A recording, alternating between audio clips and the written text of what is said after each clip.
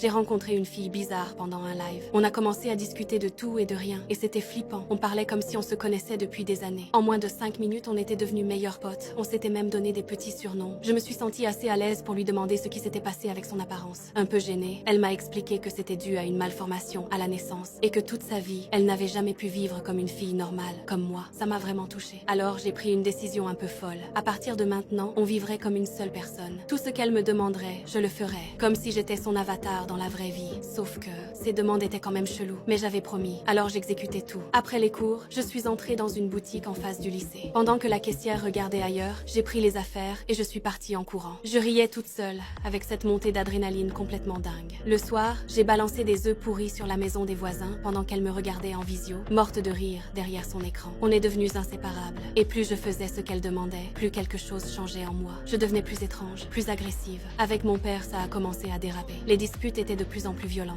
Après une énorme embrouille avec lui, je lui ai tout raconté. Et là, elle m'a proposé un plan pour me venger. Puis elle a commencé à me suggérer de faire quelque chose contre moi-même pour affronter mes peurs. Je savais que c'était une idée catastrophique, mais je l'ai fait quand même, juste pour lui prouver mon amitié. J'ai coincé mon bras dans un support en métal et j'ai frappé d'un coup sec avec un marteau. Heureusement, mon père est arrivé à temps. Il m'a emmené à l'hôpital en urgence. Pendant ma convalescence, j'ai décidé de couper les ponts avec cette fille complètement toxique et de reprendre ma vie en main. Mais même en ignorant ses messages, elle continuait d'appeler. Je me sentais observée en permanence. Puis un jour, j'ai rencontré un garçon par hasard. On a commencé à discuter et en moins de 5 minutes, on était déjà super proches. Je lui ai raconté toute l'histoire. Il a réussi à bloquer l'adresse IP des messages et à stopper le harcèlement. Un week-end, il m'a proposé une sortie. J'ai accepté direct. On est arrivé près de quelques maisons isolées. On est entré dans une maison qui semblait abandonnée. J'ai regardé autour de moi et j'ai remarqué quelqu'un qui descendait les escaliers, doucement.